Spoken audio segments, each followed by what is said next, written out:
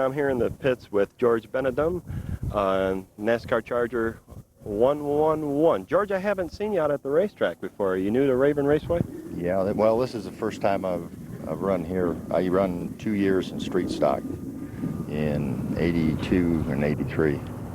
Have you been racing this car at all yet this year? Well, I ran this car in 3 years ago in street stock. Oh, yeah. But you haven't yet raced this year? No, this is the first.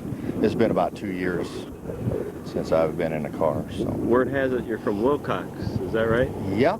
Yeah. Yeah. Trucked her all the way in from there today, huh? Yeah. You got a sponsor yet for the car 111? Just Bennett Engine.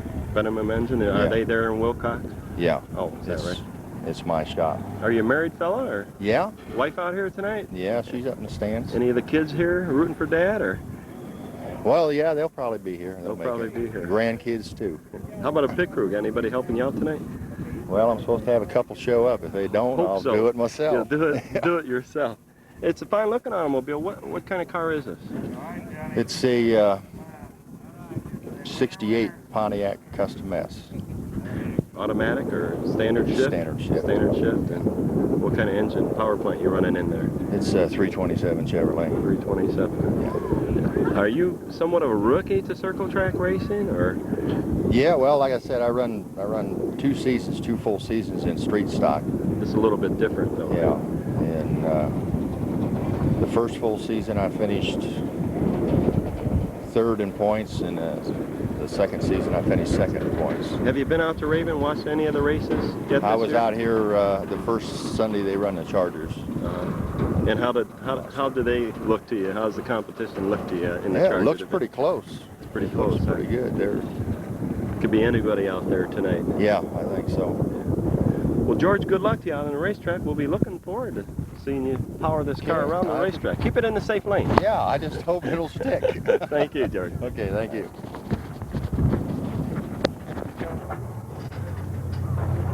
Well, I'm in the pits here with Brian Clayton. Is that correct, Brian? Yes, it's me. Car number 91. Brian, it's a brand new automobile out here at Raven Raceway? Yeah, it sure is. This is the first time we've had it out. It's not right or done. We're just going to give it a try and see how good it runs. Stay out of everybody's way. Stay out of everybody's way. Yeah. Just get a feel of the track. That's huh? it, yeah. Have you raced before? Oh, yeah, several times. I started racing when I was 15 on a release out here at Corona Speedway. And then I raced out here when it was Tucson International. I raced in Phoenix last year. So you're really not a rookie here. Oh, today. no. That's just my first time on a track and first time this year. I'm just a little nervous. You just want to see what the car is going to do tonight, how Yeah. it's going to handle. And Right. We don't really got the right gear in or anything. We're just going to see how it is and see what we got to change for the next race. what kind of car is this? This is a 72 Cutlass Olds. Good looking automobile. Yeah, it's all right. Who's sponsoring you this year, Brian? I got Lou Gill owns a car. I got Quaker State, Design Communications, Greco Painting, and Greco. I know the folks at Greco. yeah, and I got Alpha Plumbing. Now the name Clayton rings a bell here. Is there someone? Yeah, my brother another- races late models out here. That's Kevin Clayton. Right, correct. What number car is he? He's 44. 44. Kevin Yeah. Clayton. Yeah. Right. So the whole family's out here racing tonight. Yeah, pretty much, yeah. Well, he's not running tonight. They're He's not building a running? new car, and they plan to be out next weekend with a whole new car. So, what are your expectations for the rest of the season? I know you haven't had a chance to get the car out there, but once you get it right, once you get the gears, Win a the few way- main events for sure. I'd like to win the whole division, the championship. So you do have a positive attitude. You're just Oh, looking yeah. at it as a Yeah, I just- conservative right. view tonight. I'm just gonna take the car out and see what it does. I ain't gonna give nobody nothing, but I'll take what I can get. And try to Yeah. keep the dents out of it, at least for Yeah. the first night, huh? Yeah, they'll get them, I'm sure. How does the competition look to you out here at Raven? Well, it looks, I don't know, it's hard to say. It kind of looks slow to me, but once I get out there, it'll probably be a lot faster than you imagine. Once you get out on the racetrack, you feel like you're Yeah. moving a lot faster. Yeah. It looks like a good track, and everything looks real fast out there, though. It's a lot wider out there now, and you know, there's not as many crashes because of the width, because you know the guys and gals are able to pull out of some of the spins, unlike the old quarter-mile track. Yeah.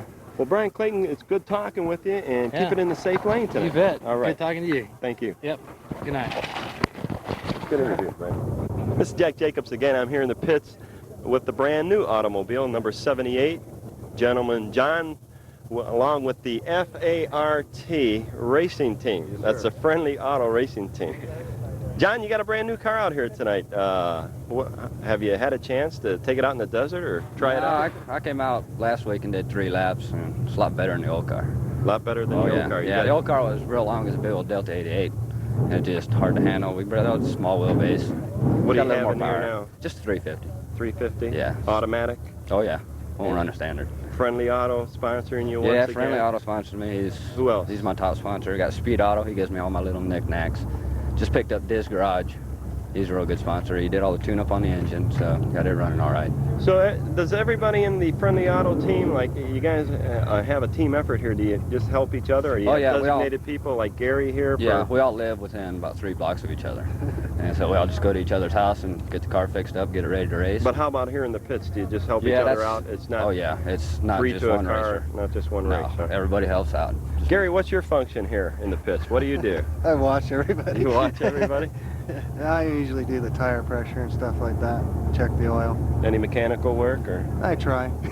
Just here supporting and helping doing out. whatever they need. Just if the tires are low or need to be changed or. Yeah, I'm the signal man out on the track. The signal man out on the track. Know where we're at. Very good. So, what are your expectations for the rest of the year? It's looking good. We're getting a bunch of cars out here. It's going to start getting a little crazy out there, but once everybody gets to know the track. Are you, John, are you a lot happier with this car than you were the other car? Oh, yeah, much. You seem to be. Yeah, well, my other car was always running about 230, and I finally blew up the engine. So I just sold it and built 230 degrees? Yeah. My goodness. It was running hot. But this car, it's running a lot better than the old one. It handles much better. Got better tires on it. Got a sponsor for them, so. How did it feel when you took it out there for those 3 laps last week? Different. Much different. You know what? You got to figure it's a much smaller car, smaller wheelbase. Comes around quicker in the back end. So you just got to learn how to drive it sideways. How about the power plant? You feel like you got a lot more horses under the hood this time? Yeah, when it's running right. Well, I had a big old 455 in the other one, and it put out a lot of power, but it just blew up. But if you can keep this thing running If I keep this running, I should get up there in the points. Yeah, I'll be up there in the points. I got to go. Now, what happens when Larry Davis, Lucky Larry's ahead of you or alongside of you? Once you get out on the racetrack, you're a team. Yeah, we're a team, but it's every man for himself. Yeah, we'll race, but we won't spin each other out if it comes to the point where we're going to hit each other and spin each other. One of us will back off. Will you spin somebody else out? No. Oh, okay. I'm not out there to do that. I'm out there to race and have fun. Good. You see people out there hitting people, but they don't mean to do it on purpose. No, I don't believe they do. We bang the dents. Once in a while it happens. Oh yeah, but you know, that's racing. You gotta. Yeah, if you can learn how to handle it when you get hit, then there's no problem because they're not hitting you to spin you. Right. So it's got some good drivers out here. They're pretty nice. Well, gentlemen, John, good luck to you on the racetrack tonight. Gary thank you, and Jack. the rest of the crew. We appreciate you being out here. All right, you guys doing a good job. Thank you. Down in the winner's circle. Okay, we got that on tape now. In 42 minutes if we really want to keep it on time. But that, of course, is our week-to-week endeavor. We have a big problem here in never knowing exactly how much moisture the track needs. Seems we're either from getting too wet or not getting wet enough. Having entirely too dry and have like a dust storm out here, which I understand you experienced a little bit last night. Boy, did we. Right out the center of the racetrack. Oh, the second heat was out there. It was so dusty. I lost the leader and I lost second place. I couldn't see the rest of the thing until they come down the front chute. So we had to wet her down just a little bit more. We made her through all right. We were out of here at 11 o'clock last night. See, that's not bad. That's not bad with all the delays and all the races that we had last night. It turned out pretty good. Had a short intermission. We sort of winged it last night.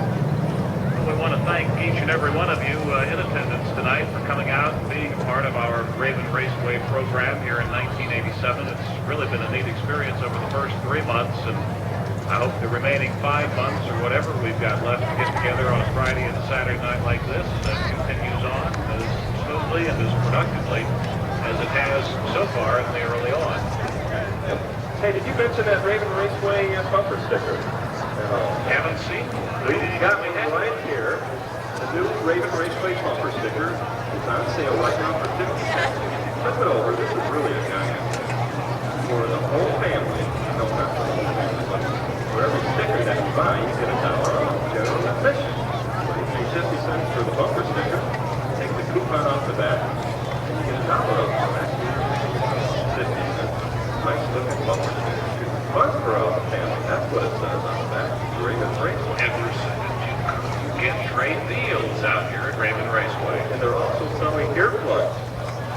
this is the night that you might want to purchase one of those earplugs, but those late models are allowed. They're just $1. Somebody come up with that idea for the people that have sensitive earplugs on sale for just $1. Got Nole. Those brand new Raven Raceway caps for just $6. They're really sharp looking caps too, though. Some of them Raven Raceway caps, brand new. Down to your last chances for final glimpses of another patented sunny southern Arizona sunset. Going on to your left, the northern grandstand. Any moment now, you want to stand, grab an early stretch, look over your left shoulder, and get your last glimpse of sundown. Beautiful side of the air. Look, it comes to about 72 degrees. It's got to be hotter than that. No, I'm here in the rough spot. I'm sure it's hotter than that up here, because this is our resident sauna. Jack's been feeling sorry with regard to a lot of you fans who congregate down there on Stomper Hill. Last week he mentioned it. Tonight we're going to do it. We're giving away our prizes. We're going to make a trip for 2,000 Stomper Hill and throw some prizes up in the air.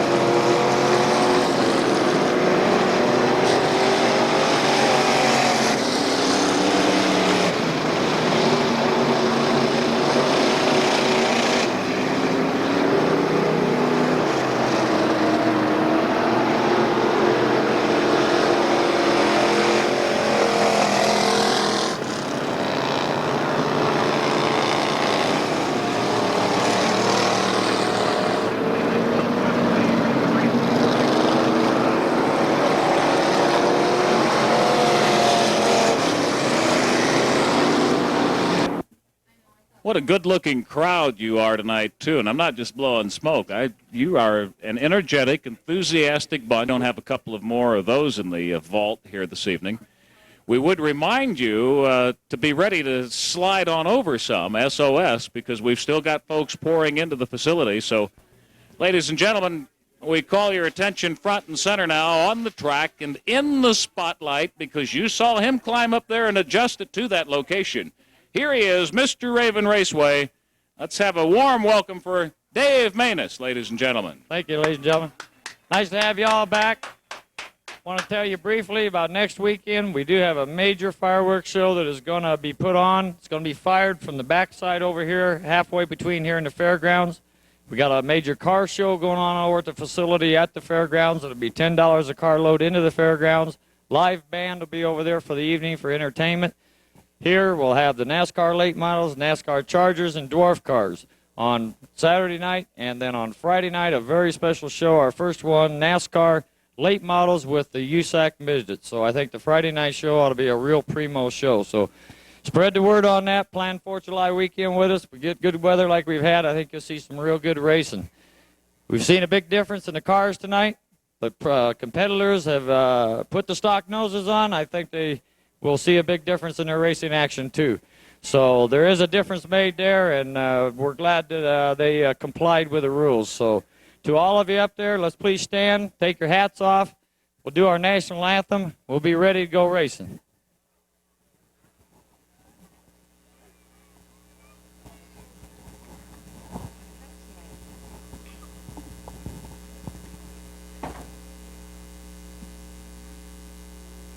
Oh, say, can you see by the dawn's early light what so proudly we hailed at the twilight's last gleaming, whose broad stripes and bright stars through the perilous fight o'er the ramparts we watch were so gallantly streaming, and the rocket's red glare, the bombs bursting in air, gave proof through the night that our flag was still there.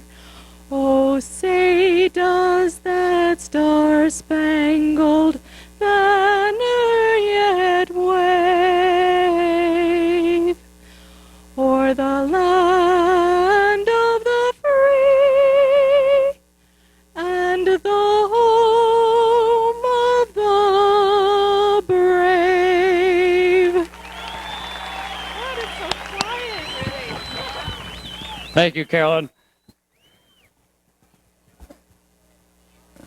For those of you that don't know about our off-road program, on Friday nights, we did run it last night. We had a real good show, had a poor attendance, but I think that's because of the new of it.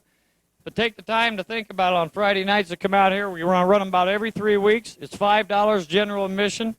We had a heck of a show. We had about 30 motorcycles. We had 25, 30 quad racers and buggies and off-road, and they did put on a whale of a show last night. We got new lights up on top of the towers that lights the off-road course real nice. So if you want any information, also, we put flyers out in the front by the concessions.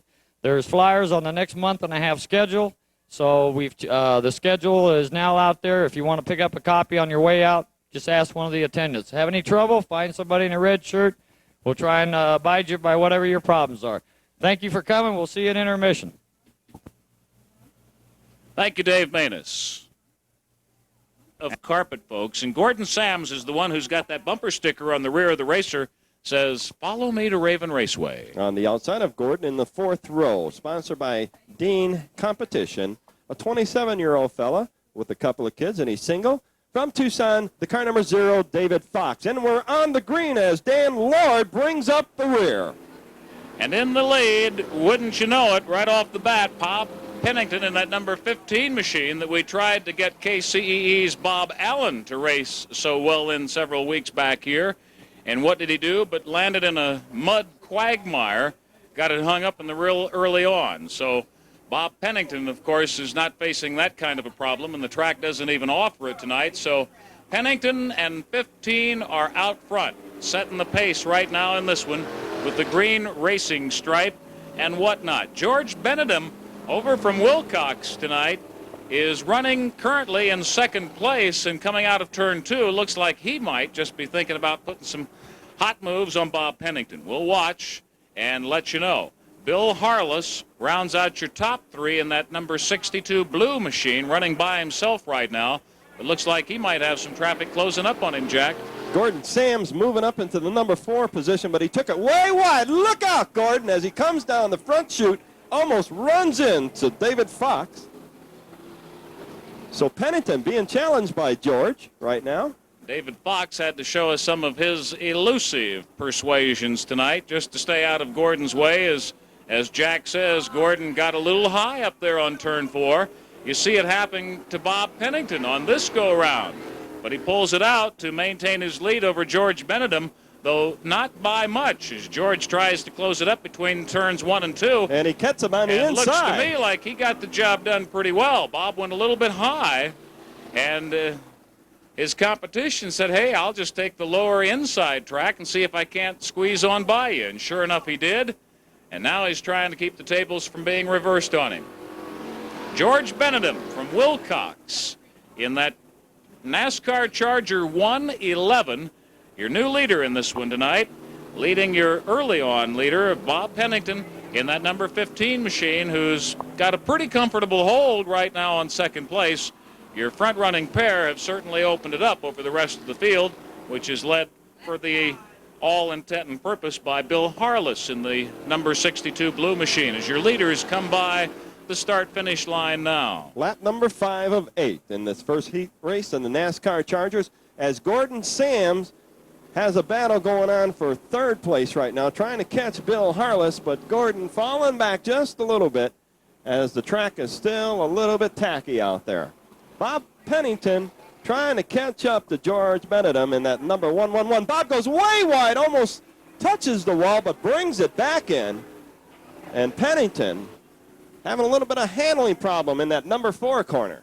And Bennett, newcomer from Wilcox, seemingly having it all his way here in the first heat race for the Chargers this evening. And George Camp has already got the white flag in hand and swatting away insects with his free left hand, indicating 1 lap to go for George Bennett from Wilcox, sponsored by Bennett Engine, and looking for other sponsors. So if he continues to run this well, you might like your name on the side of that machine. White flag, 1 more to go for George. If he can just hang in there, he'll have this one wrapped up. Harless running third in the 62 machine. Gordon Sams in number 23 is running fourth. And that's how they stand at the top, as the checkered flag is now waved for George Bennett, who takes the victory in our first Charger heat race this evening. Bob Pennington gets the checkered good for second place. Bill Harless will hang on, no doubt, for third place in this little blue 62 machine, followed by Gordon Sams in the number 23 car. And then it's David Fox in the 0 car. That's the Smurf car, isn't it? I believe it is. Yes, it is. That's the Smurf car. Smurf the old machine. Smurf machine. Outrageous. So kind of reminds me of the Chipmunks. That's how. You devil, you. Gotcha. Boy, you're one of them who not only believes in sticking the knife in, but once it's in, give it a little twist, right? Yeah. Oh, Maldner Jr. And another new one for us tonight, number 98. He's from Tucson, Robert Townsend, sponsored by Arizona Machine and Tool, the Center Incorporated, Townsend Racing Works, and American Spectrum Corporation.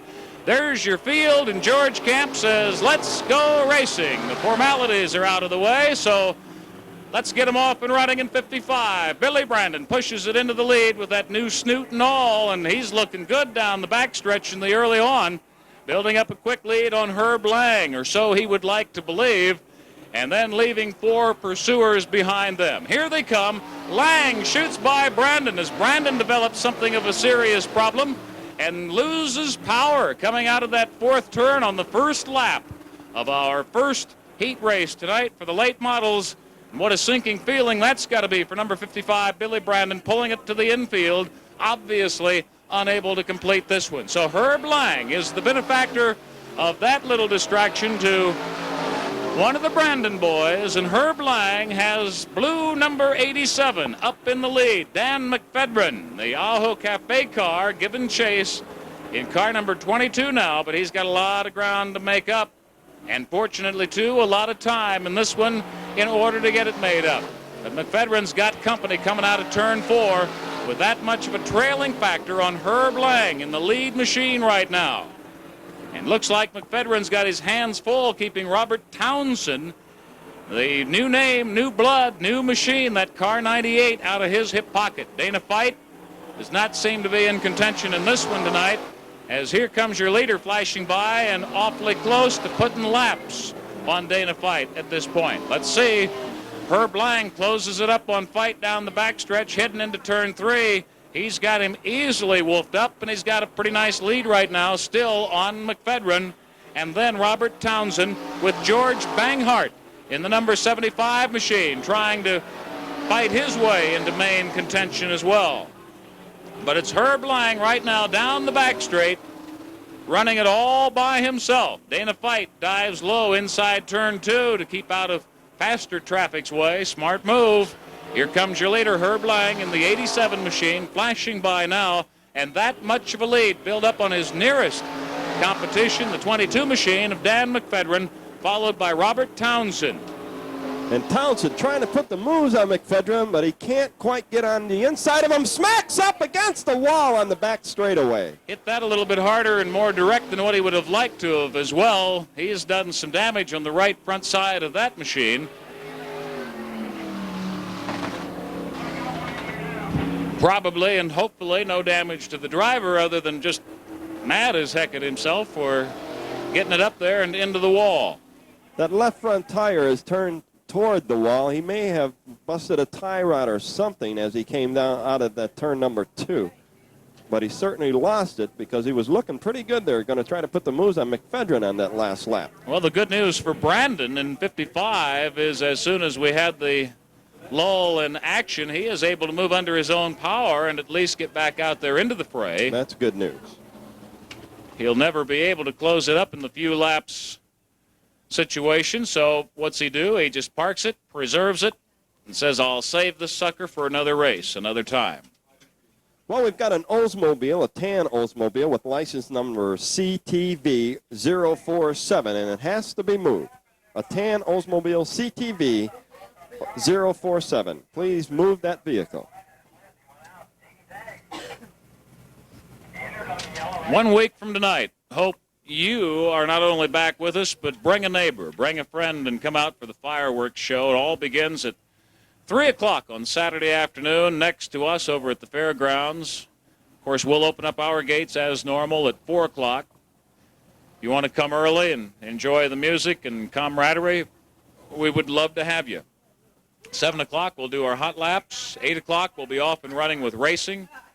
And it's going to be a big night on that Saturday night because we'll have NASCAR Winston late models, NASCAR Chargers, and we'll also have the Dwarf Racers. And if you haven't gotten your lucky program number, get down back behind the grandstands and get your programs picked up. Check out your lucky program number located in the lower left-hand corner of the rear cover. Jack and I got a bunch of goodies we want to give away across the course of this evening. Jack, in his infamous by now, infamous impression of St. Nick, will be down to pass out goodies hand-to-hand, combat style on Stomper Hill.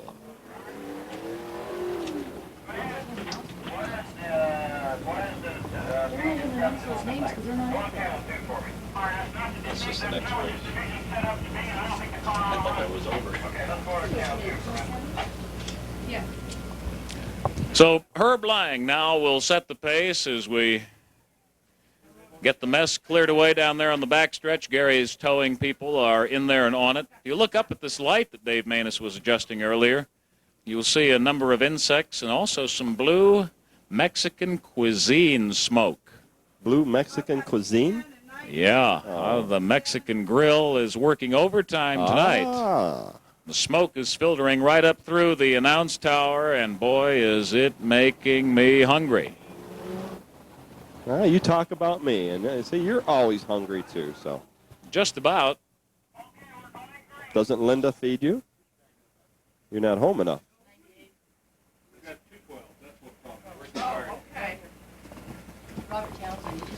So tough luck for Robert Townsend, who had just bought that car and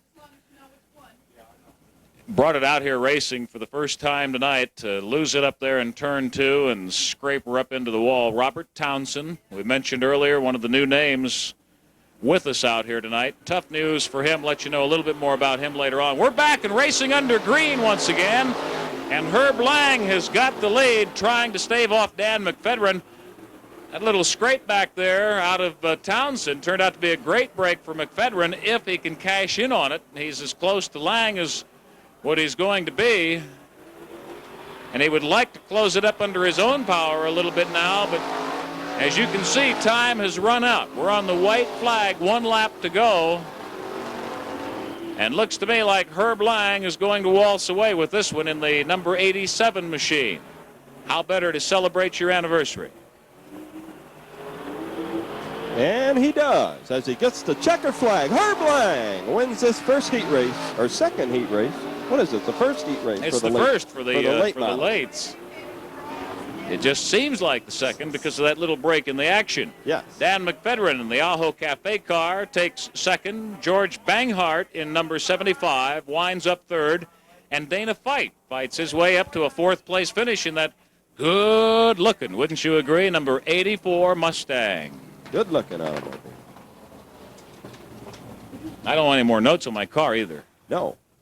Did you get a note on your car? Long time ago. Oh, I see. Said I had said something bad about that, but I Pro 2 machine. And that rounds out your field for the second heat race for your NASCAR Chargers tonight. And here they come. Paul Francis brings them around. Have they impressed George Camp to the extent of getting the green? Yes, indeed they do. And look at that. Some thick traffic packs up in the early on down there, coming out of turn 4 and parading by the grandstands. What a sight that is.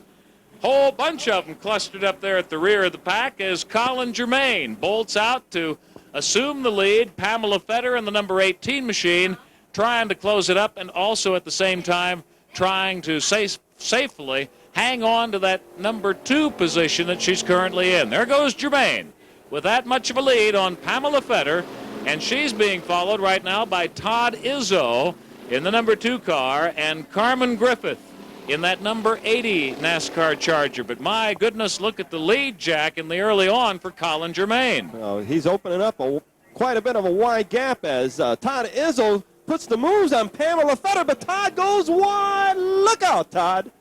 Todd actually scraped the wall up there in the red and white sector and unable to get by Pamela Fetter, but he did put a good move on, and boy, that's a nice-looking little 4-car race right now for second best in this one behind Colin Germain, who's got it all to himself, or so it would seem, in the number 7. And look at Carmen Griffith. Let's not leave him out in that car number 80. He's right on Pamela's rear as they're coming down the front chute. Look at that, 5 cars vying for a position, 3 of them vying for you there in the homestand area.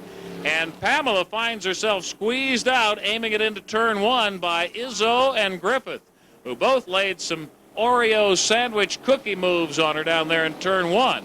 So she may come back seeking a little vengeance. Colin Germain there, your leader in the number 7 machine, already by the start-finish line. That much of a lead till Todd Izzo in the number 2 machine, followed by Carmen Griffith and a couple of them.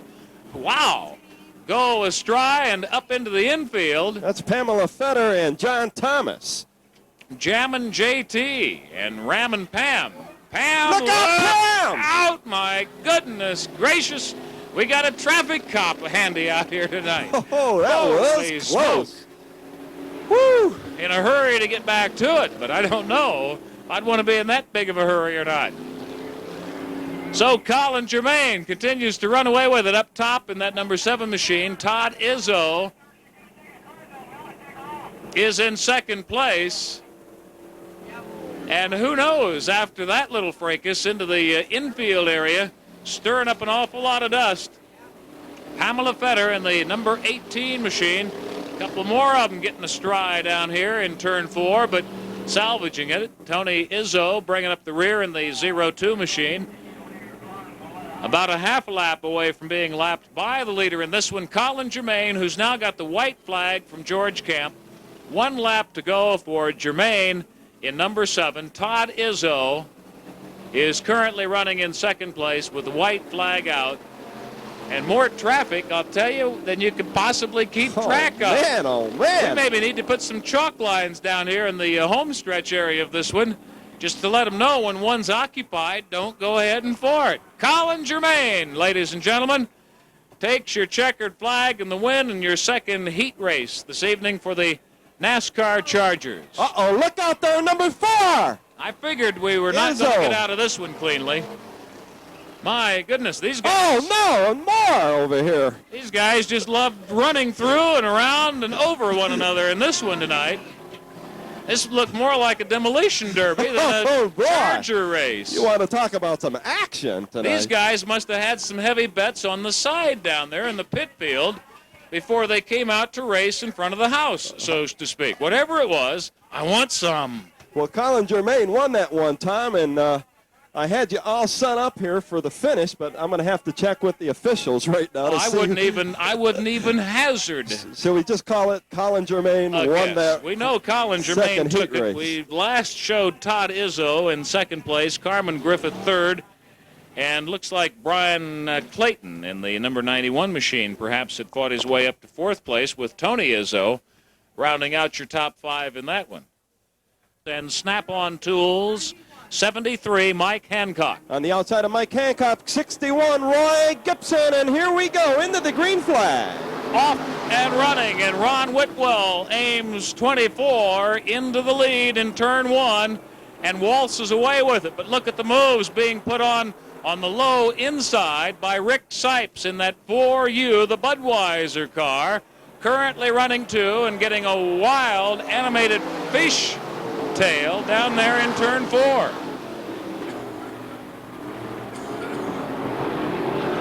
John Myers being challenged right now by Rick Sipes in second place in that Budweiser 4U car. John Myers come to do some running tonight. He's going to find out that Rick Sipes is always that way, and likewise Whitwell. Jamie Throckmorton currently in second place, but Sipes takes it away. Low on the inside, turn 2. Sipes down the back straight, into and out of turn 3. Here they come, out of 4, raiding down the home stretch. Rick Sipes in the lead by just a skosh on John Myers, who's currently running second. Jamie Throckmorton in the B-52 machine in third place. Dwayne Lang running fourth, and Ronnie Whitwell in the 34 car, now in fifth position. Here comes your leader, Sipes, flashing by. Two-way battle now between Myers and Throckmorton as they hammer it out between themselves for second place. Rick Sipes opens it up, and Lang is quite a ways behind the battle that's going on for second place, running fourth right now. Rick Sipes' engine looked like it just died out there in number 4, Tom, and all of a sudden he got it back going again. Back in a flash. Some of them, others you have to do like what Billy Brandon did, and that is pull it into the infield and wait it out. Hope you can get into the pit field in time to get it fixed up, running prim and proper for later in the night racing when it really pays off. Sipes, Myers, and Throckmorton, followed by Whitwell, has now battled his way up ahead of Dwayne Lang, and he's in fourth place as Lang develops a problem, and he's going to have an even bigger problem if he doesn't drag it out of that position. Sipes comes flashing by on his outside, followed by John Myers and then Throckmorton. 1, 2, 3. That's how they're running as George Camp has to go to yellow. Lang fails to get it off of the field of competition. And we've got 6 laps in the book on this one.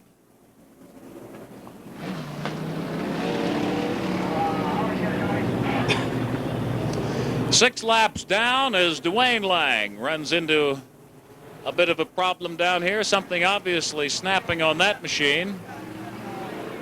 A shame from his perspective, too, because he was running in 4th place when that happened, ahead of Whitwell, and all of a sudden Whitwell inherited 4th place and will be running as a condition of the yellow caution right on the tail of Jamie Throckmorton when we get back to it. John Myers currently battling Rick Sipes for the lead in 2nd place. Ronnie Lutes in the number 6 car is running 5th. Rapid Roy Gibson in number 61 behind him. And Mike Hancock, who usually comes up with a sterling driving job over here, running last place. So that might not be a bad end of the field to keep an eye on, because Hancock is a real charger in that 73 AM machine. Well, John Myers in the car number 24 are certainly happy. The yellow flag came out as George Camp gives him the green flag once again. Rick Sipes will set the early on in this one. Tremendous charge taking place for 2nd place right now. Throckmorton. Side-by-side battle between Myers and Throckmorton between turns 1 and 2. But the white flag is out. It'll be 1 lap to go for Ricky Sipes in that 4U Budweiser car. Can he hold off John Myers on the last lap of this one? Looks like he'll be able to do so. Sipes will eyeball the checkered flag. John Myers continues to run in 2nd place. And that's how they finish. Throckmorton 3rd. Looks like 61 battling his way up. Rapid Roy coming on with a tremendous surge at the close of that one.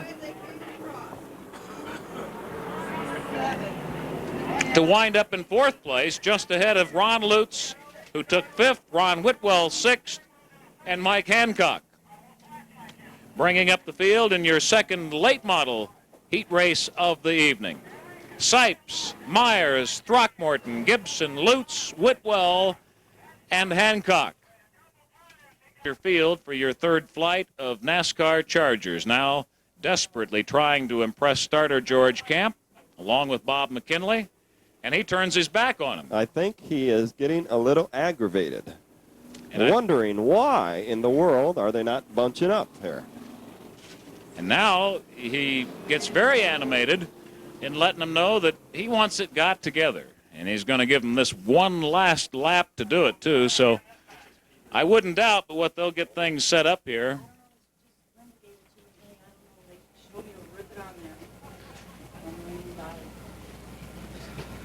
Harry Dufek will be responsible for setting the pace here as they try to impress George Camp into giving him the green flag to go racing. I think maybe they got the job done. At least by comparison, it looks tremendous. And John Vanhorn tries to put the early move on in that red number 1 machine on the outside. Looks like he's got it done and will snatch the lead away right off the bat from Perry Dufek, who falls off to 2nd place, and he'll likely slide even further back as the traffic moves by him. Jesse Brown puts number 72 ahead of him in that 2nd turn. They're still bunched up, 6 of them fighting it out right now for 2nd place before the 1st lap is completed on this man right here, John Vanhorn, in the number 1 machine. A real close one going on between 86 and 12 right now, Jack. Gary Williams in the number 12 machine trying to close things up, and Terry Murray in 86 running side by side, doing some battle as we got 1 exiting now, heading to the pit field for a little help down there. Focusing our attention back trackside to John Vanhorn in the lead in that red number 1 racer, followed right now by Gary Williams in car number 12, and Terry Murray running 3rd, but looked like he might be losing some ground rapidly to Jesse Brown, I think. That was Perry Dufek, had a flat tire, so he headed in the pit row right now. Well, that's a good time to go down there and seek assistance. Vanhorn right now running this one all to himself. Real comfortable lead he has. 3rd heat race this evening for our NASCAR Chargers. Some squirrely traffic coming out of turn 4, and of course you don't have a whole lot of room to play around with here in the home stretch in front of the grandstands. Anxious to see how you folks, being the good-looking crowd you are tonight, do our Raven wave as we get down toward main event time. Vanhorn, he just flashed by the start-finish sign with that much of a lead right there on car number 12, Gary Williams, followed by John Fetter in the number 19 machine. So we've got a pair of Johns in the top three. John Vanhorn in the lead, John Fetter running third, and just ahead of Sheila Vanhoff, who has now battled her way up to fourth place. Speaking of Sheila Vanhoff, that car number 22 is losing fuel right now. Oh, my goodness. Sounds like it could be a member of that FART group. Yes. So Sheila Vanhoff losing a little bit of fuel as she came down the front straightaway. Vanhorn having it all his way so far in this one. The black flag is in starter George Camp's hands, and he will be trying to relay the message along that, hey, you got a problem there in that machine. You're losing some stuff you don't want to lose. That probably happened. Well, no, I'm not going to speculate when that happened, because I'm not real sure now that it was her that flashed up there into the infield and went up on that mound that's built out there for the off-roaders. But if, in fact, that was that car, that may be the reason for the development of that problem in that number 22 machine. Vanhoff having it all his way. Vanhorn, I should say. Vanhoff not having it all her way. The checkered flag falls for number 1, John Vanhorn from Tucson, your winner in the third heat race this evening for the NASCAR Chargers. Now the checkered falls for the rest of them. John Fetter takes second place. Sheila trying to battle that 22 machine into a third place finish. But also having her competition sent her way by Jerry Warner in the 49T machine, also out of Tucson. And Terri Murray not running bad in number 86. So John Vanhorn wins this one. I'm sure John's happy about that. And got one kicking up a little bit of dust right here. That's Gary Williams in that car number 12. Hitting the berm on the infield, coming out of number 4. 22, not 12, 49. So, hand out that window to the drivers behind you, don't know what the hell he's doing, whether he's slowing down or going forward. So go ahead, and I agree with you. Clever him for doing that. Ready to bring you the third heat race this evening for the NASCAR Winston late models, and Jack, who's on the pole. None other than another Jack from Tucson, car number 94, and he's sponsored by Borderland Construction, Performance Engine and Machine, Quaker State, Pro Construction, Terri. So you've got your fair share of new blood in this one, and they're sitting at the back of the pack. Jack Cocott will lead it off. Marion Smiley, Jack Moore, Ivan Russell, Jack Ickes, Royal Jones, and Scott Hilger. We've got green, and we're racing again at Raven Raceway on a Saturday night. Jack Cocott punches that number 94 machine into the early lead, and now tries to stave off Marion Smiley and Ivan Russell. What an awesome task that's got to be to see those two in your rear view. Coming out of turn 2 and down the back chute, and Ivan Russell out of turn 4 snatches the lead away for second place from Smiley. And they both now will have to try to close it up on your leader, Jack Cocott, who seems to be running awfully strong in the early on of this one. Jack Moore in 23T rounds out your top 4.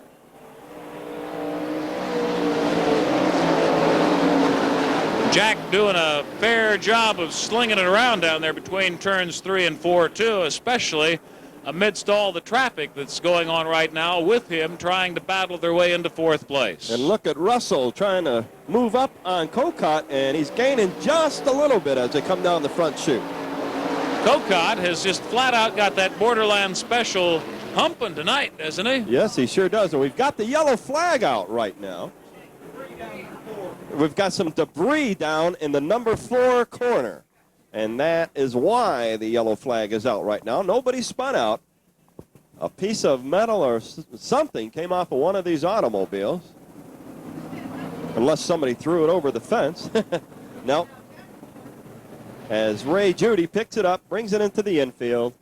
This will close up the gap. I'm sure Marion Smiley and Ivan Russell are happy about that. Cocott had somewhat of, about a 5-car length lead after that last lap. All the weeks of running that we've seen Cocott out here, I've never seen him devastate quite this early on. Oh, he looks good tonight, doesn't he? I think they've been doing some tweaking on that machine, and we'll get a chance to see here as George Camp gives him the green again, and we're off and running, and No change in the top, but Ivan Russell trying to close it up with that number 17 machine, the Coors Light car, down the back straight. See how he does into and playing with turns 3 and 4. But it looks like Kokot has just flat got that Borderland Special 94 machine running. And he's got that much of a lead on Ivan Russell and Laughing Boy Marion Smiley right now, followed by Jack Moore, who's losing ground rapidly between turns 1 and 2.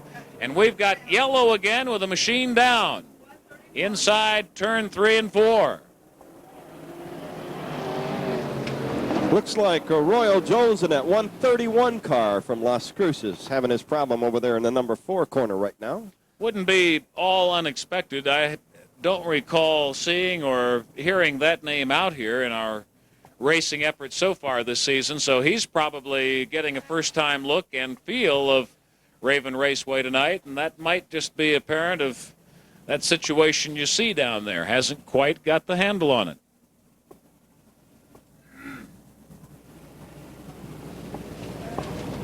So we'll get the mess cleared away. Jack Kokot will continue on in that lead position. Ivan Russell will try to chomp away at that, as will Laughing Boy Smiley in that new machine just a couple of weeks ago. Flown in from Arkansas then, and you've seen Marion, who's returned to the sport of automobile racing across the weeks, try to bring that one together.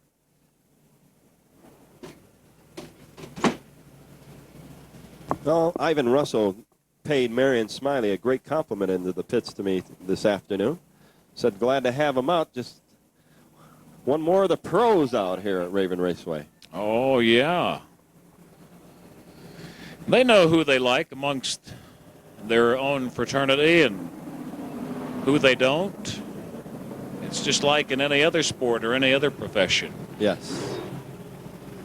Them that go with the flow and them that go against the grain. Always kind of enjoyed against the grain myself. Me too. So I've heard. And I've been meaning to talk with you about that, Jack, my boy. Yep. Lucky program numbers. Keep them handy. We're getting close. Close to giving away a lot of good stuff. Well, let's see if Jack Kokot wants to give away anything here. If he does, Ivan Russell will certainly accept it very, very handsomely. Likewise, Marion Smiley, but I don't think things have changed a whole appreciable bunch from what they were in the early on of this one. And that means Jack Kokot is going to be awfully darn hard to catch. And if they don't catch him here, wouldn't you love to be a mouse down there, Jack, in Russell's and Smiley's camps tonight and figure out what they're going to try to figure out to do to go get him? He is looking mighty fine out there. Borderland Special Machine continues to do it from the top in this one. Scott Hilger getting into a little bit of trouble here in front of the grandstand area with that lower lip into the infield, but he battled his way out of the problem. Kokot, Russell, Smiley. And look at that, Jack Moore riding right on the heels of Scott Hilger. He had his front end stuck right up you know where on that machine in front of him, helping him down the home stretch area. Jack Kokot with 1 lap to go. He's on the white flag, as all of them are now. Ivan Russell will not, or so it would appear, be able to close things up any more than Marion Smiley will. And that's how they likely will go. 1, 2, 3, no change in the top, and look at that battle there. Place. Holy smoke. Jack Moore tried to sneak on the inside of Ickes, but he just couldn't get in there. Then he went to the outside and couldn't make it on around. Well, we've certainly had our share of fender to fender and bumper to bumper racing so far here this evening. A gorgeous evening for it, too, at Raven Raceway. And on behalf of Dave and Linda Manus once again, Jack Jacobs and yours truly, Tom Boyd, along with Robin Conwell, thanking you for coming out and being a part of it tonight. Hope you're enjoying yourselves. Want you right back here next Friday night at pool service. On the inside of row number 4 in the car number 107, sponsored by Jim's Exxon and Casa Grande, Jerry McCartney. And we'll get the rest of them called for you just as soon as a break in the action gives us the opportunity. But right now, let's go green and get these guys flying in their racing machines. See how they can stack up on trying to catch up with Kirk Hall, who bolts into the lead in the early on here in that number 17 machine. Butch McCluskey in car number 36 is also in this field. Likewise, Lucky Larry Davis in car 77 and Mike Murphy in car number 51. That sets up the field, and the field of action coming out of turn 4 and heading into lap 2 continues to be paced by Kirk Hall in that number 17 machine. But it looks like he's got a pretty good charge going on the high side, to the outside of him. And no, it does not materialize up in turn 2. In fact, the would-be challenger for position 1 slides back to 3rd place right now as Kirk Hall continues to run out front with this one. But here comes Butch McCluskey after Kirk, Tom. And McCluskey started way down toward the rear end of this field, so McCluskey has come on hot and heavy with that little machine and is currently running in 2nd place. Harvey Spear thought he might have 2nd place all to himself, and suddenly there was McCluskey from out of nowhere. Looks like Lucky Larry is not so lucky in that 77 machine. He's got a problem that is prompting him to quickly find the pit field exit, and that's what he's done. With a flat tire, Kirk Hall propels number 17, continuing on in the lead. But look, Butch McCluskey's making a move back there in turn 3, going high into the outside. Can he get the job done? Looks like he may have done it. He has, in fact, by about the width of a bumper. McCluskey takes over the lead in car number 36, and Kirk Hall suddenly has got somebody in front of him. The first time that has happened in this Charger heat race this evening. Another one bolts out of here. Mike Murphy looking to have a bit of a problem, and likewise Jeff Dwight. Both of those cars lost to attrition as your leader, Butch McCluskey, comes by, followed by Kirk Hall and then Harvey Spear. That's how they're running right now in your 4th Charger heat race of the evening. Butch McCluskey fighting his way up from the next to last row to where he is now not only leading but almost dominating this one if he can shake off Kirk Hall in number 17 and Harvey Spear, who continues to improve with each successive week out here in that number 74 car. We also lost Mike Shelvey into the pits in that car number 48, so he's out of this one. Lap number 7 and the white flag in hand with George Camp flinging it out there to Butch McCluskey in that car number 36. Kirk Hall still holding his own, but he's got an awful big task ahead of him to catch McCluskey in that car number 36. McCluskey heads her home right now, coming out of turn number 4. And he looks like he's going to have this one all wrapped up, Tom. And he does. So McCluskey from out of nowhere, or so it would seem, coming on to take charge in this one and walk off with it as well. We've still got some lucky programs down there with lucky program numbers in them. Dave Manus has just sent the word up. We've got a bunch left, so if you want to get involved in our lucky prizes that we give away across the course of the evening, get that lucky program number all attached to yourself and ready to rip and read, as we call them off for you. Butch McCluskey wins that one, followed by Kirk Hall, Harvey Spear, Wayne Embry, Jerry McCartney takes 5th place, and Mike Meyer winds up 6th in the 4th Charger heat race of the evening. So, of this one. In the second half will be Paul Francis, Larry Artman, Jeff Dwight, John Weiss, and looks like Terry Murray driving that 86 car tonight. Lucky Larry Davis in 71, Perry Duffick in 14, Mike Salve, and David Henken, Ed Fine, and bringing up the rear, Lee Kington. Well, I hope you keep me abreast of the latest here in the semi-main event. We will keep you abreast as much as we possibly can, Tom. This one could get hairy. So, David Fox, your pole sitter for tonight's semi-main event here at Raven Raceway, the widest, wackiest 3/8 in the West. Anyone ever tell Linda Matus you can't grow grass on a playground? So number 42, a newcomer, did make it out into the field right now. It's an old superintendent of city recs and parks.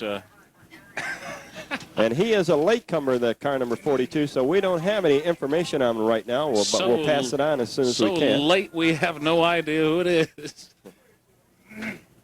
But that does say something nice about the facility. Somebody shows up late, they've got a decent excuse, they let them go ahead and get in the fray. Here we go. And we're on the green as George Camp flags it out there, flies it out there, and let's sort them out and see if they look out down here down the front chute. Almost had a mishap, but they made it through. Tucson and Brian Clayton out front in that 91 machine. And let's see if we can make it through lap number 2 as they bunch up there in the number 4 corner. Look out.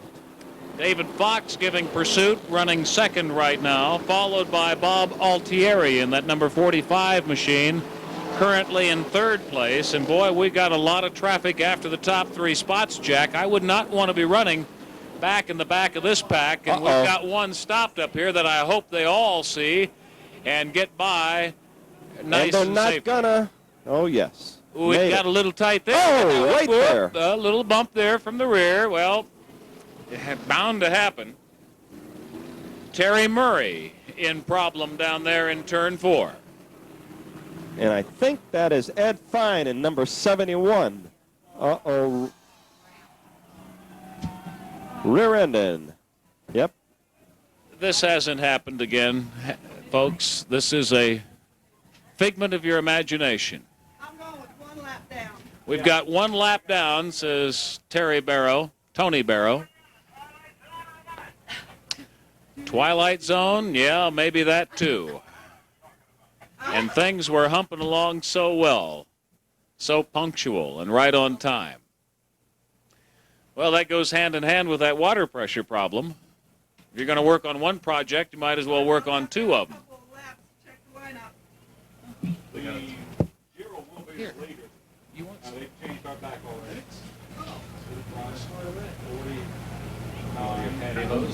Maricopa County.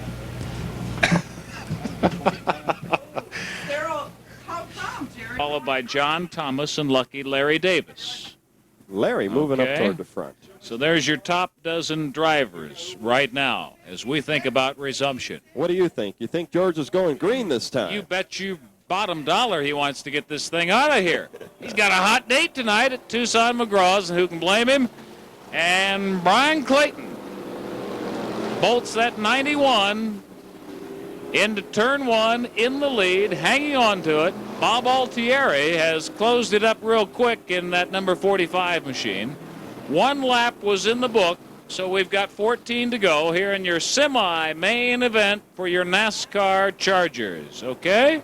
Look at John Banks moving it up in the 3rd place right now as he passes David Fox. And Banks looking real good out there this evening.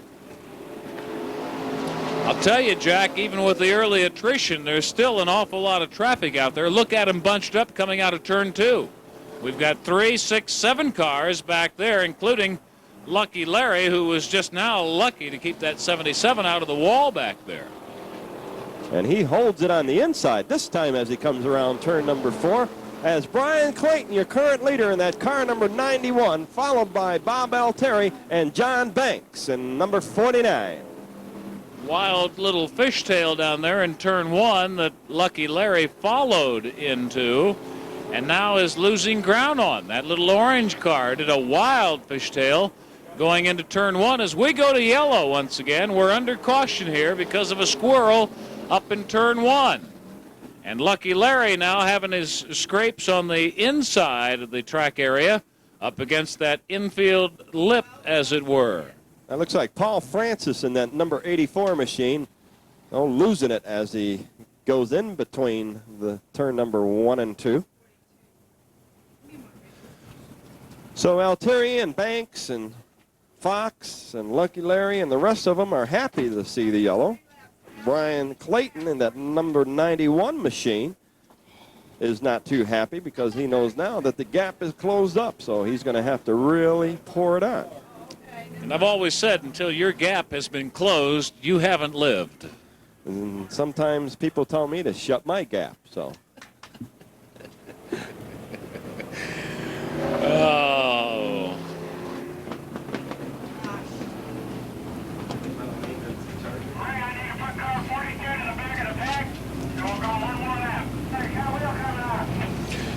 These guys will do one more at this snail's pace, so don't become unglued early. And now that you've got your intermission and your refreshments all taken care of,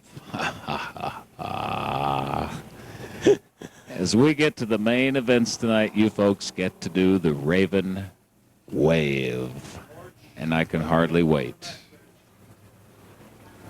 Brian Clayton leads him around. Number 45, second place. John Banks in third. And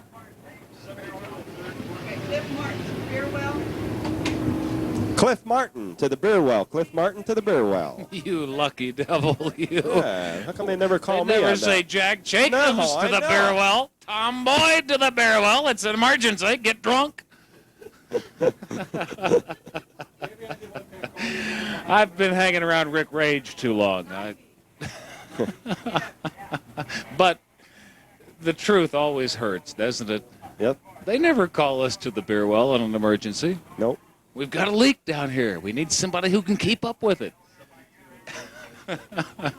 I would do my best, as I know you would too.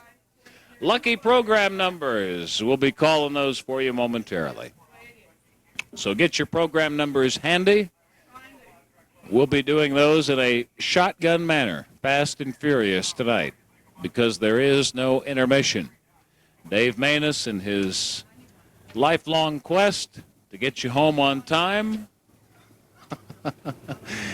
says no intermission now because the lights went down. We're going to run this baby back to back, wall to wall.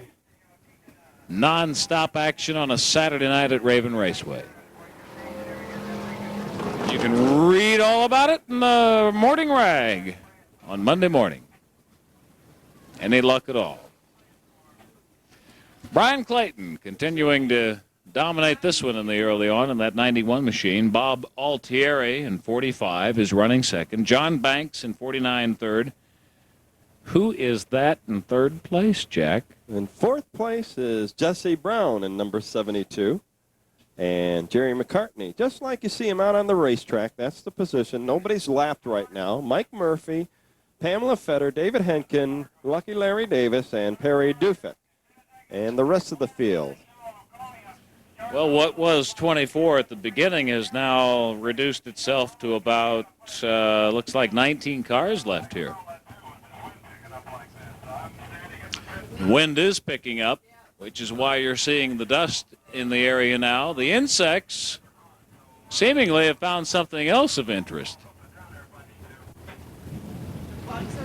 Probably headed toward the beer well, or McGraw. Can't believe this, but the bugs are gone. 16 of them left out on the field right now. They were smart enough not to put up with this dust. What the hell's your excuse? I came to see racing, and I want to see it. I don't care if it's... Where is that wind coming from? South and west. That's what it looks like. Southwest. Incredible. Coming from the southwest. So Brian Clayton leads him around into 3 and approaches turn number 4 as George Camp looks at him and he does throw the green flag. Let's go racing. We're off and running, and so's Brian Clayton, punching number 91 from the lead. Uh-oh, somebody's got some serious smoking problems up there in turn 1. That's Bob Altieri smoking up a storm as he come out of number 2. See how it affects him as John Banks tries to close up the action on him in turn 3. Does he get it done inside of that third turn? No, he does not. And Clayton continues on in the lead. Altieri running in second place in that number 45 car. Jesse Brown just overtook Banks. And now Jesse Brown is in third place. And Jerry McCartney continuing to run in 5th place here in the early on. Got one stalled over there just beyond number 2, but he looks like he's got it back under his own power. Does a nice 180 and gets back into the flow. I hope he gets back into the flow because there's an awful lot of momentum coming up on him. He does. And we've got one down in turn 4 and going in the wrong direction and an awful lot of traffic coming at him. But, oh, my goodness, look at that. Some nice moves down there, Jack. Sure was. Looked like some left turns at Speedway and Swan. Came awful close to having a head-on collision there at the number 4 corner. That's a bad way to be, but thanks to the competitors being very alert and awake to the situation, they saved what could have been a catastrophe down there. And looks like the car, the victim, as it were, is now moving under his own power, so he should be able to get out of there and fairly quickly. There he goes now, whipping through the infield, the number 42 machine. Tag the 51 car. And tag the 51 car. 51 right there, Ray. That's the one we don't have any information. That's that latecomer that came in tonight. Oh, well, then he gets just what he deserves. Move that sucker to the back of the pack because he was late. Probably got a bad waitress at Triple T on his way out here.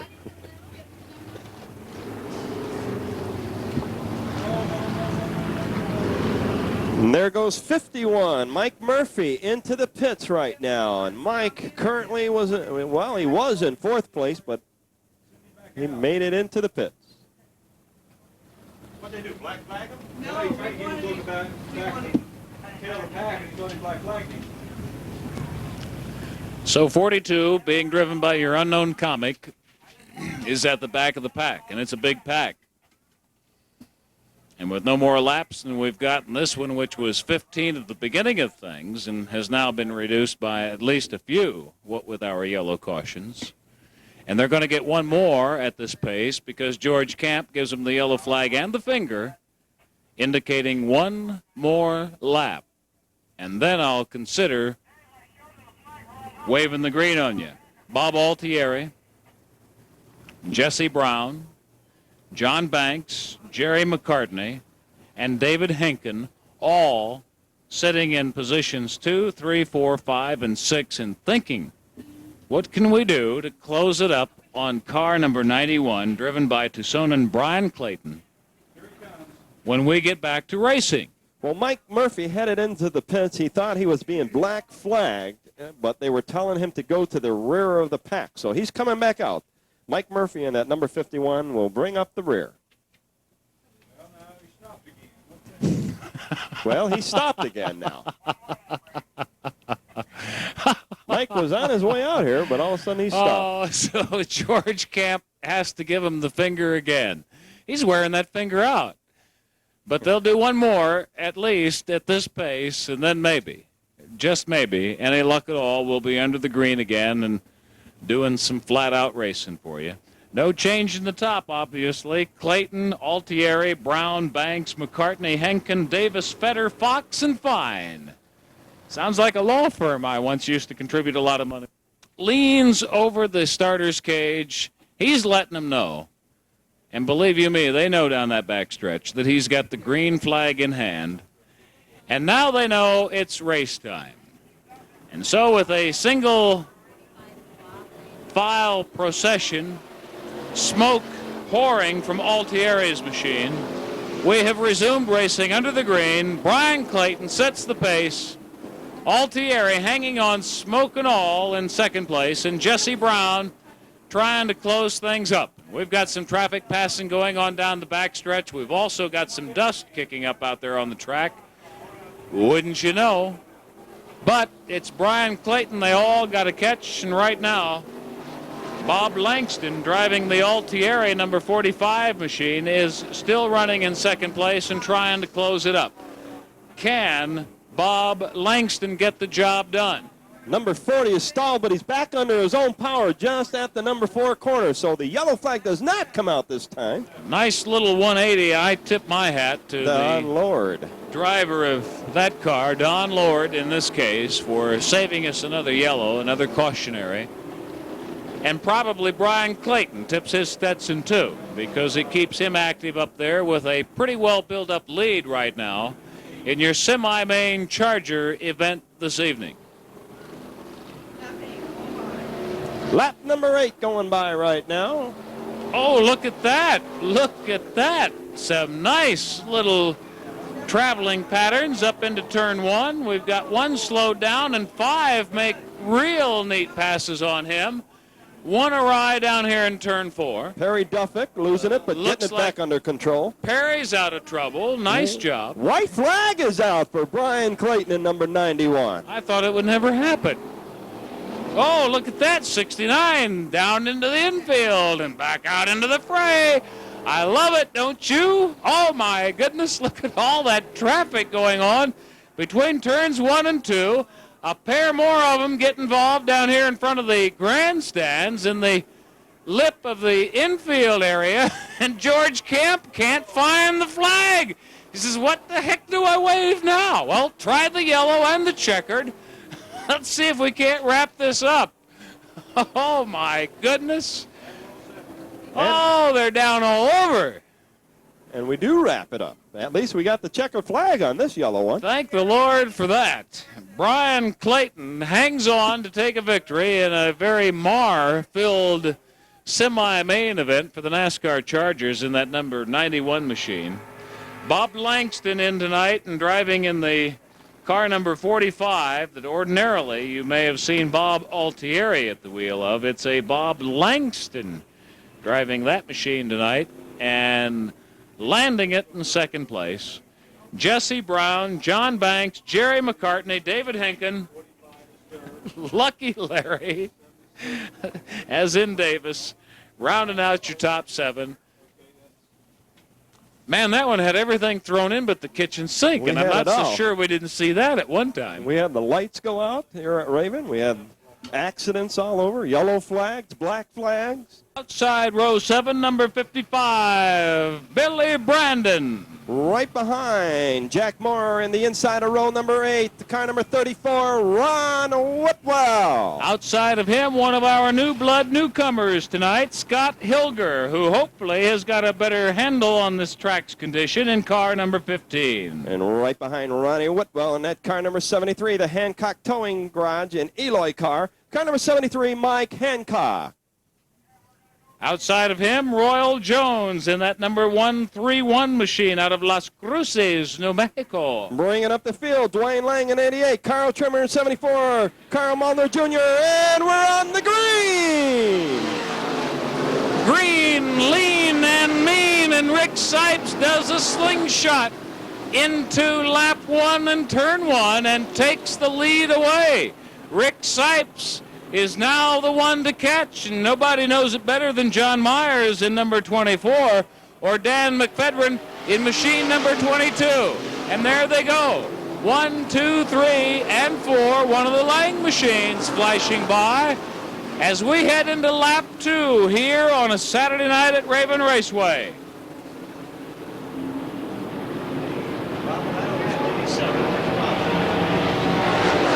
Lang in that 87 machine trying to close things up real rapidly on Rick Sipes. Currently running in that 5th position. Can he bolster it? Can he close it up? Yes, he does. He's running 3rd now down the back chute. 3rd place into turn 3 and into turn 4, but Rick Sipes in that 4U Budweiser Golden Eagle distributing car is in the lead. Jack Cocott, who ran so fabulously well earlier on this evening, currently in 2nd place as we go to the yellow. Yellow flag and yellow cart. We've got a squirrel in turn 2. Shy turn 2, but he's squirrely nonetheless and has brought out the yellow cautionary flag and light. Rick Sipes, awesome. Early on here in your main event for the late models of NASCAR Winston. What a show we've got for you tonight, and thanks so much for coming out. Well, we've got the likes of Ivan Russell out on the racetrack right now. We didn't have him in the lineup, but he's out there, and he's currently in 4th place. Ivan Russell in that 17 car,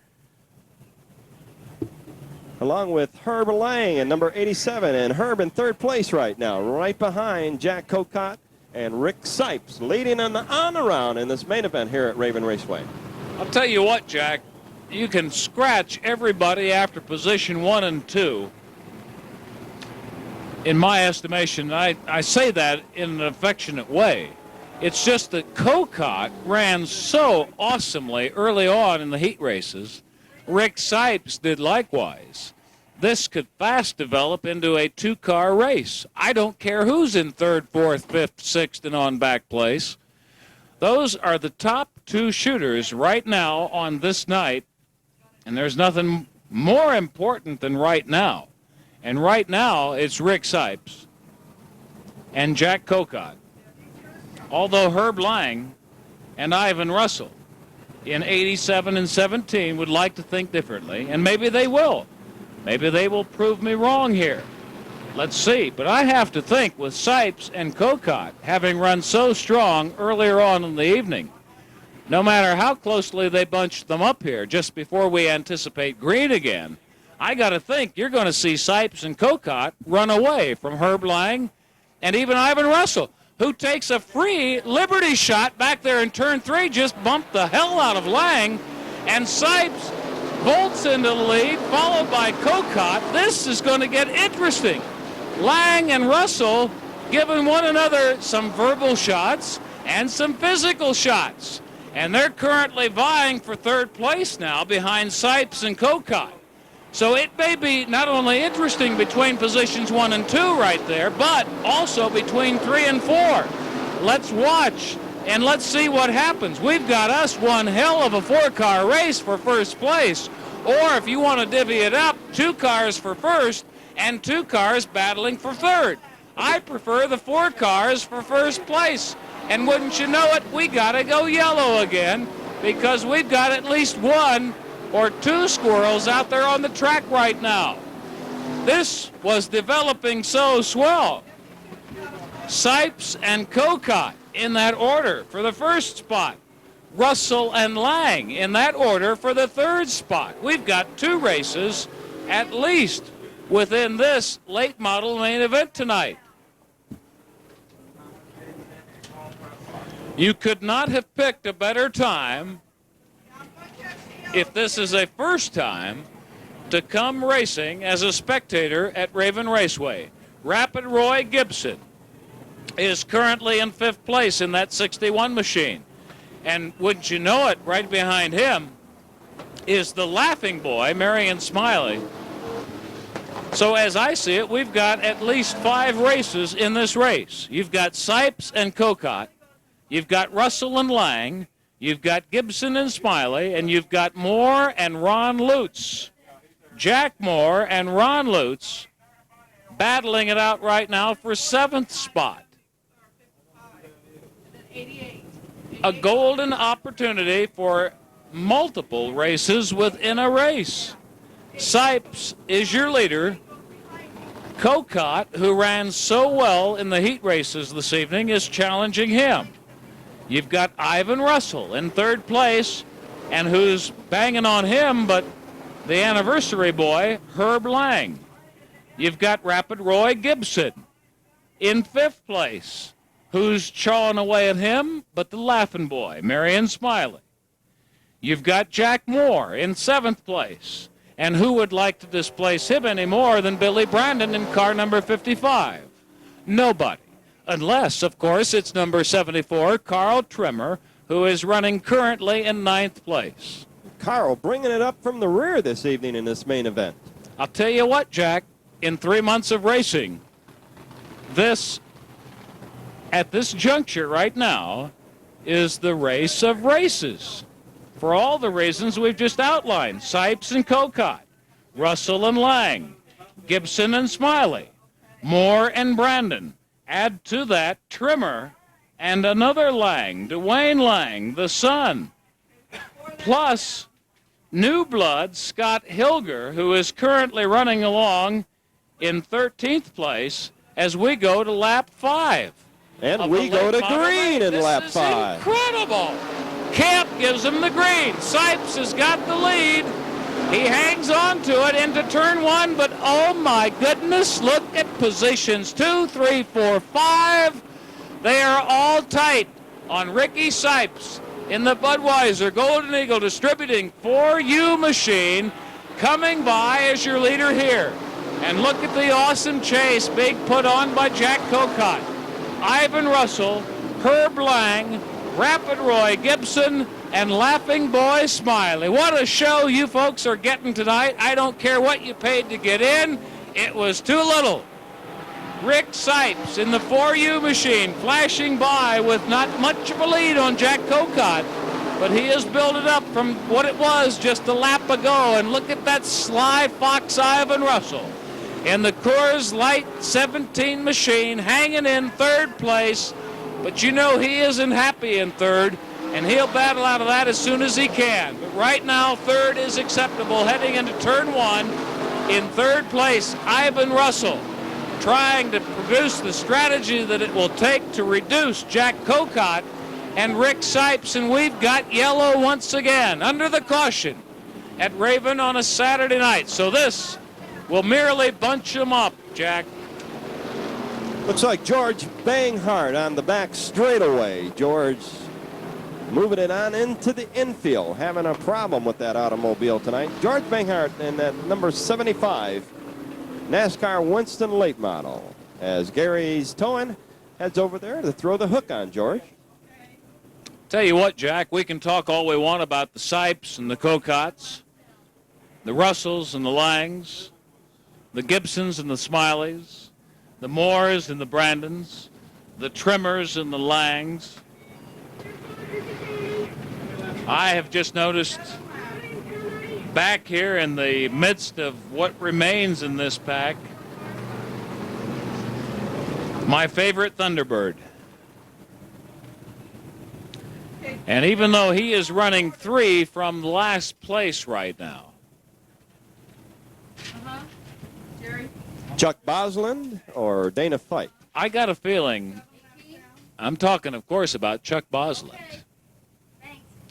I've got a feeling, no matter what happens at the top, you're going to see Chuck do a lot of closing here, because that T-Bird has put on some fabulous moves in just the last few laps. Of course, it's difficult to compare that with what's going on up at the top of the pack with Sipes, Kokot, Russell, Herb Lang, Roy Gibson, Marion Smiley, Jack Moore, Bill Brandon, Carl Trimmer, and Dwayne Lang. What a swell race you folks have got tonight. The green flag is in George Camp's hand.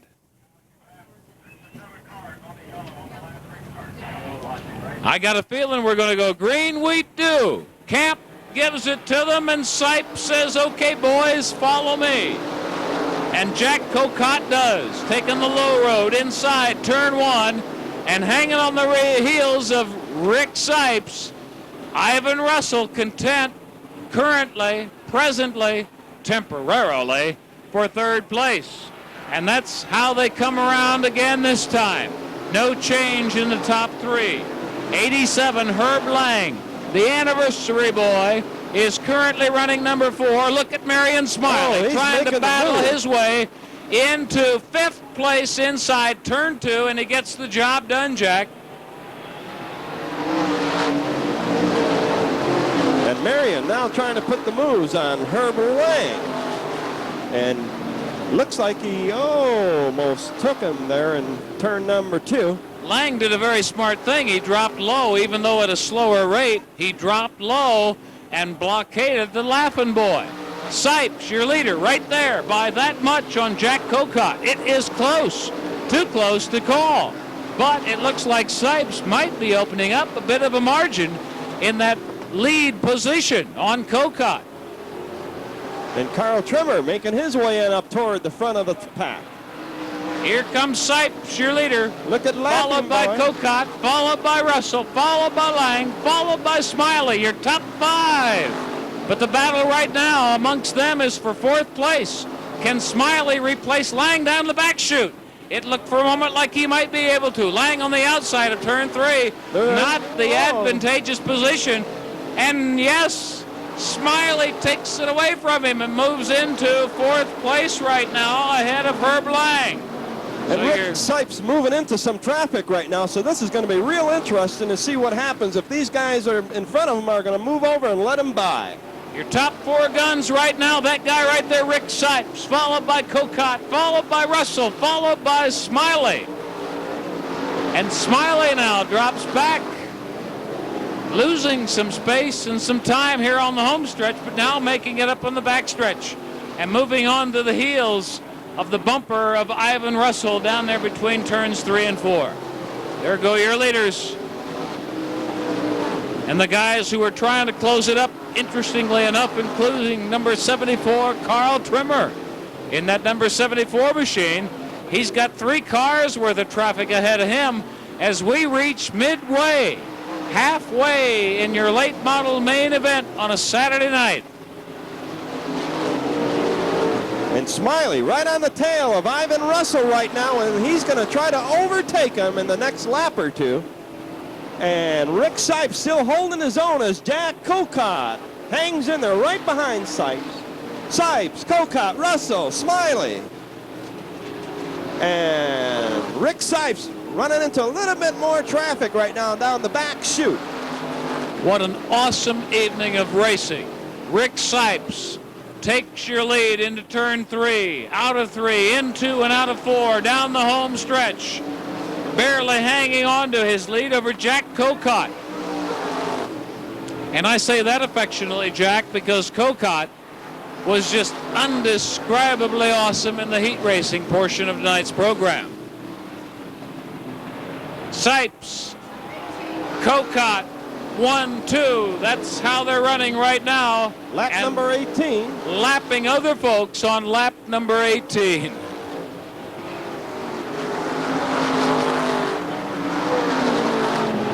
Well, Rick Sipes moving on up, and he's going to be moving up in the traffic here in the next 2 or 3 laps. Speaking of traffic, Mike Hancock out of Eloy in 73 has got his hands full. Oh, no! Rick Sipes spins it up between turn number 1 and 2. Is in serious trouble now and will go from the lead to somewhere in the pack.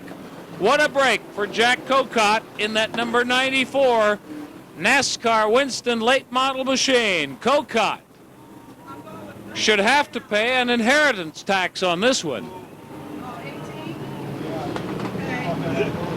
Very good, Tom. That's original. That sucks canal water. Oh, what a bad, bad break for Ricky Sipes. And I say that because if you have been joining us week after week for racing here at Raven Raceway, you have seen Rick Sipes as much as, if not more than any other racer in the field, being able to tune it in, dial it in, match the man, the machine, and the facility.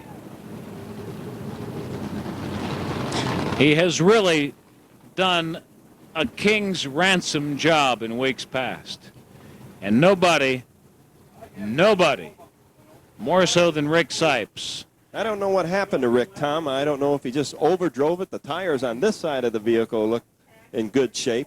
It might have, I don't know what happened over there. He just might have overdrove that thing as he went through turn number 1 and into 2. Whatever has happened, regardless of whatever has happened, Rick Sipes will pay the price. Because instead of being at the front of the pack, he will now be at the rear of the pack. And he will have a lot of ground to close up. And we're well into the second half of this main event for the NASCAR Winston late models tonight.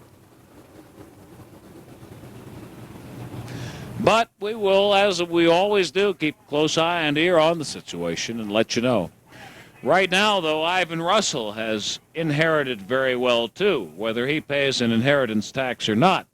He's got number 17 up into that second position. We are regrouping under yellow, and when we resume racing, Ivan Russell will be right on the heels of Jack Cocott.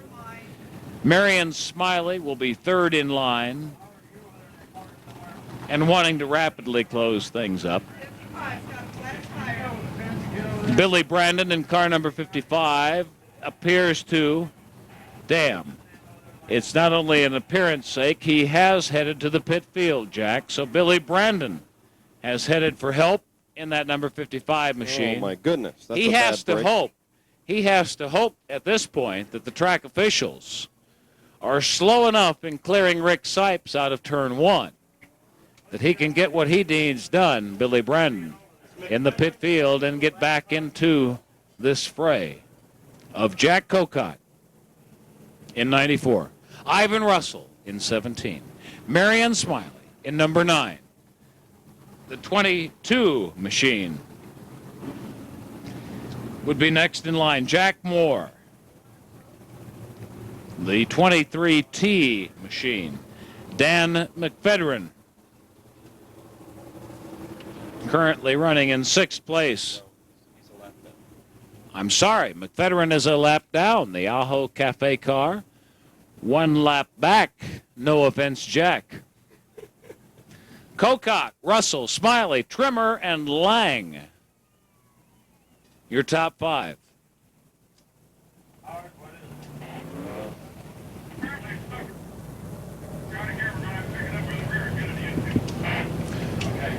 And Billy Brandon having to take that dual 5 into the pit field.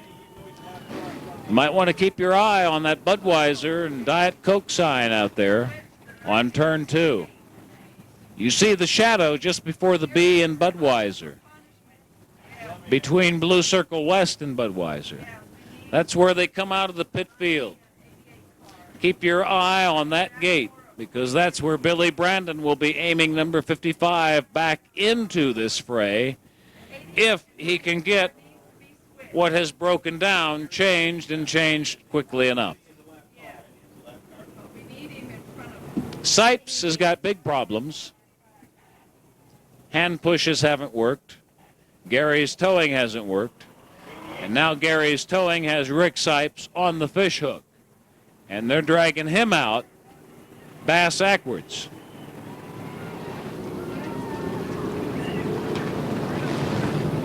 And that's a bad way to go.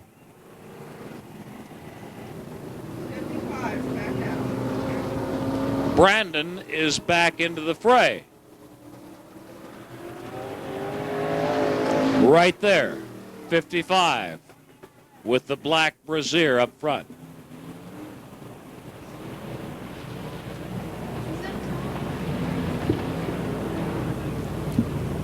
George Camp gives him the yellow and the finger, indicating one more lap at this pace, and then maybe, just maybe. Jack Kokot, your current leader, followed by Ivan Russell, Marion Smiley, and look who came up from the back. Car number 74, Carl Trimmer in 4th place, Herb Lang in 5th. Jack Moore in that 23T car in 6th place, and right behind Jack Moore, Dwayne Lang in that number 88 machine. Green flag is in George Camp's hand. He looks pretty content. They look pretty decent out there. And sure enough, we've got racing again on a Saturday night at Raven.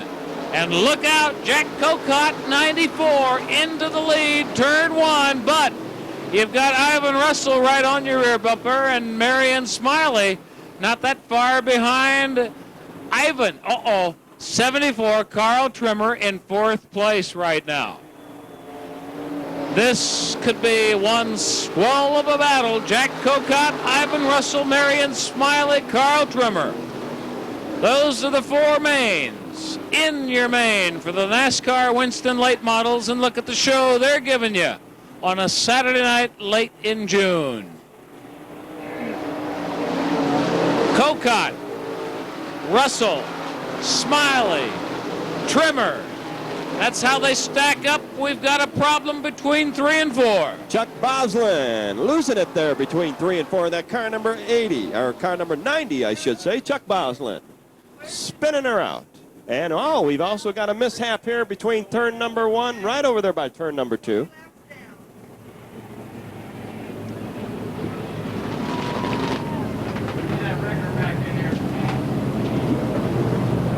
And that looks like John Myers and Ron Lutes in the car number 6, spinning her out.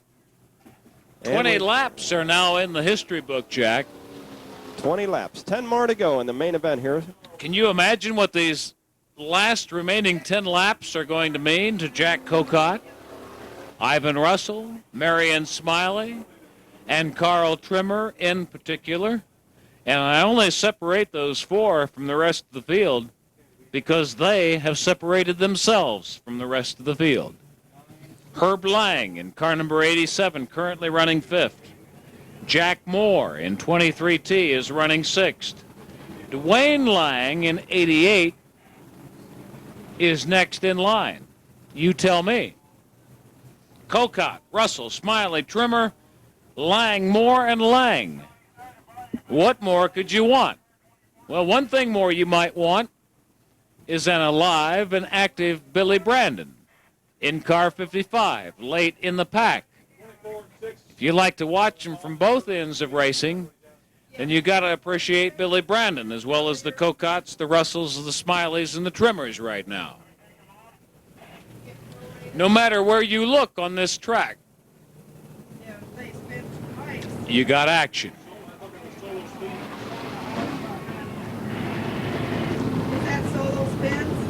I'm impressed, Jack. What are you impressed about, Tom?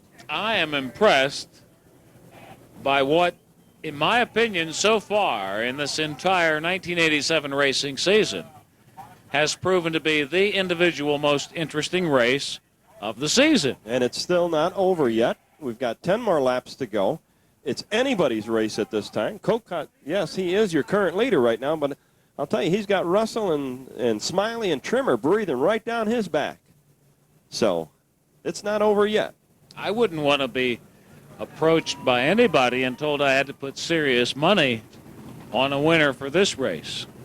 Well, John Myers in that car number 24 is going to get the old black flag right now.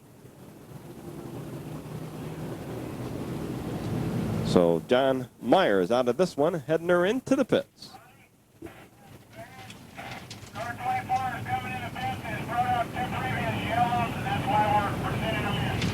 So 24 brought out a couple of yellow flags, so he's disqualified here in this main event for the NASCAR Winston late models. Sometimes I like to just say nothing on these microphones, don't you? Yes. And let the racing officials and the background sound kind of carry it. Carry it? 14 carry it. What a couple of spinouts can do for you on a Saturday night at Raven. Hey, the fire crew helping out tonight. Pushing and shoving a lot of the vehicles out of the way. Gary's towing, throwing the hook on number 6, Ron Lutz. And as soon as we get the track cleared off, we'll be back underway. And we're doing well because it's only, despite race driving superstition, it's only a skosh after the hour of 10:30. Closing in on 11, huh? If you want to hold my hand, just ask. No, he's looking at my watch. His watch went on the fritz tonight. What do you got? Well, we've got about 25 to 11. Oh, my watch is working. Your watch is working. This is frightening. But the question is, are you working? Am I working? Hell no, I'm having fun. Oh, good. About time. That's what they told me in the beginning I was to come out here and do. And you're having fun, so good. I want to drive that T-Bird. Can you arrange that, Jack? I'll talk to Chuck about it. What he has to say, I don't know. I would want all of Chuck's notes. But that is such a pretty machine. I don't care if it comes in last place. It gets first place for prettiness. But right now, nobody's looking prettier than Jack Kokot in that number 94 machine. That's a Chevy burning methanol. 331 is the magic trio of numbers right now for Jack Kokot. I'll tell you, Jack, as hot and as awesome as he was in the heat races, and now that we are this far gone in the main race, and the fact that he is on the lead position, I got to think, I don't care if Ivan Russell and Marion Smiley and Carl Trimmer are his hottest pursuers right now. I got to think Jack Cocott is going to be awfully, awfully hard, if not impossible, to catch. Well, 87 and 88. Well, we have a chance here. George being mad. Let me take a break. Okay, go ahead. George Camp is miffed. And until you have seen George Camp miffed, you haven't lived.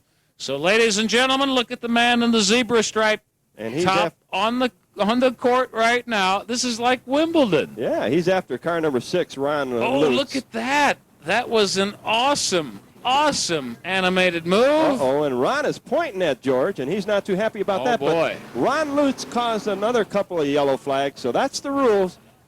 Black flag into the pits.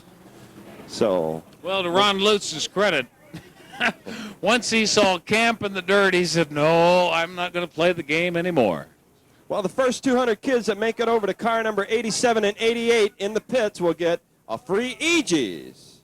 What? First 190 kids after the race head toward the pits, see Herb Lang and Dwayne Lang and the 87-88 blue cars out there, and they'll get a free Aegis. What do you mean? 88 and 87 in the pits are giving away Aegis stuff? That's right. You got to be a kid? You got to be a kid, Tom. What's a kid? You're a kid at heart. Anything under 50.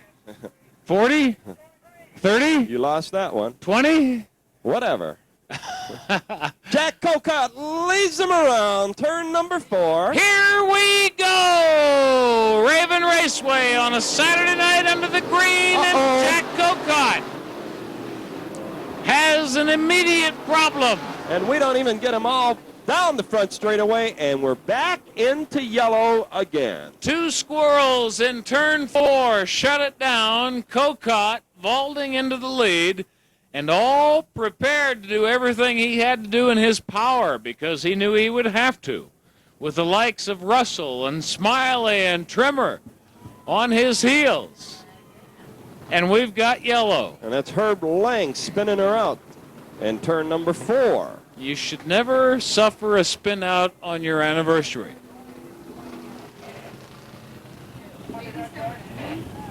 Any more than you should suffer a broken transmission. And that's right. Yellow flag still out. George's going to tell him one more time around. No green this time.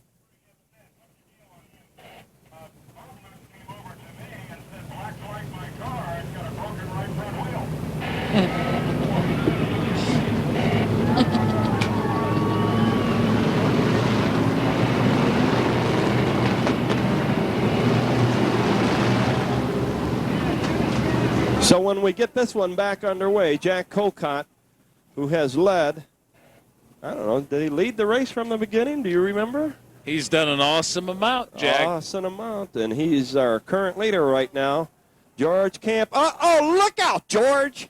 He almost lost it coming out of the flag stand that time. Got the flag out once again, and he's looking for somebody. Who's he going to be after this time? Keep your eyes on the stripes, front and center in front of the grandstands. He's about to tell somebody, get the hell out of here.